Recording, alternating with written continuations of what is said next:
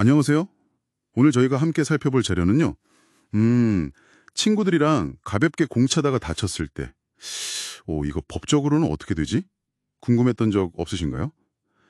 마침 저희에게 친선 축구 경기 중에 발생한 좀 안타까운 부상 사건에 대한 법률 검토 보고서가 도착했습니다. 이 보고서를 보면서 이 복잡해 보이는 법적 책임 문제를 좀 명쾌하게 한번 파헤쳐 보려고 합니다. 이게 뭐랄까? 어쩌면 당신에게도 일어날 수 있는 일이니까요. 네, 사건 개요를 먼저 좀 말씀드리면요. 만 16세 고등학생이 친선 풋살 경기를 하고 있었어요. 그러다가 이제 상대팀 친구에게 태클을 시도했는데 그 과정에서 그 친구가 십자인대가 파열되는 상당히 큰 부상을 입게 된 그런 경우입니다. 그래서 이 보고서는 이 태클을 한 학생에게 법적인 책임이 있다면 어느 정도인가?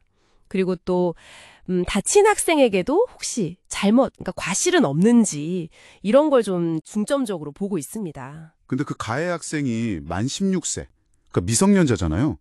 그런데도 법적 책임을 물을 수가 있는 건가요? 보통 어리면 책임이 없다고 생각하기 쉬운데. 네, 그거 중요한 지점인데요. 우리 민법에서는 책임 능력이라는 게 있어요.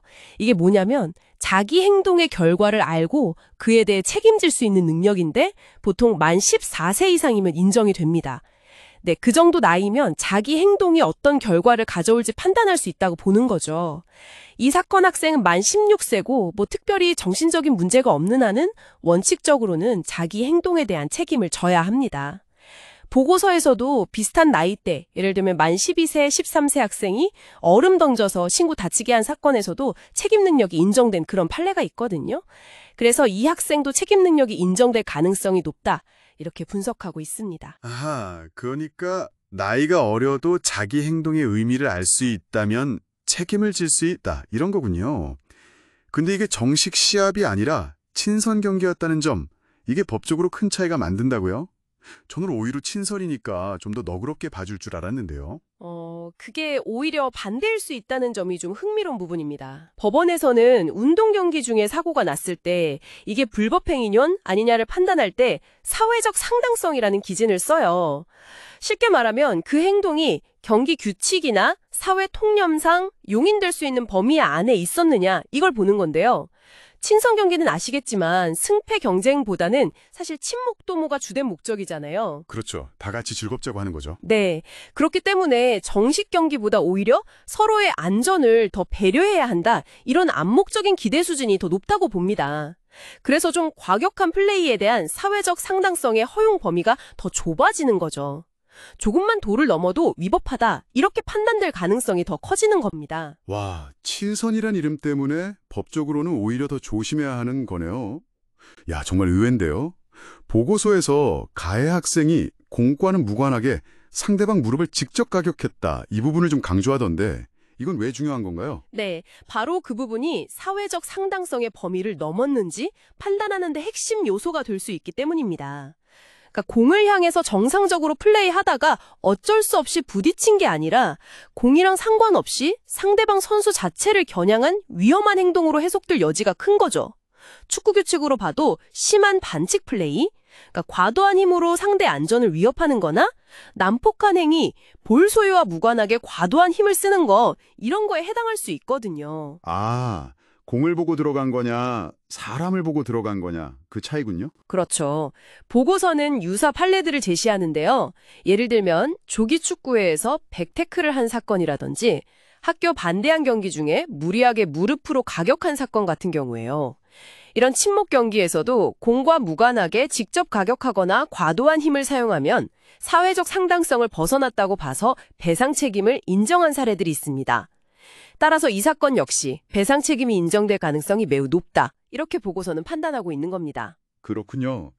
그 플레이가 공을 향했는지가 정말 결정적이네요. 그럼 반대로 다친 학생은 전혀 책임이 없는 건가요? 뭐랄까, 경기에 참여한 이상 어느 정도 위험은 예상해야 하는 거 아닌가? 이런 생각도 좀 드는데요. 맞습니다. 바로 그 지점에서 과실상계라는 법리가 적용될 수 있습니다. 축구나 풋살처럼 이렇게 몸싸움이 있는 운동에 참여하는 사람은요, 경기 중에 발생할 수 있는 어느 정도의 내재된 위험은 스스로 감수하고 또 자기 자신을 보호하기 위해 주의를 기울여야 할 1차적 주의 의무가 있어요. 아, 스스로 조심해야 할 의무. 네. 다친 학생 역시 경기 중에 충돌 가능성 같은 걸 인지하고 스스로 좀 조심했어야 한다는 거죠. 그래서 법원은 손해의 공평한 분담이라는 원칙에 따라서 피해자에게도 사고 발생에 기여한 잘못, 즉 과실이 있다고 판단되면 가해자의 배상액을 그 비율만큼 줄입니다. 이걸 과실상계라고 하고요.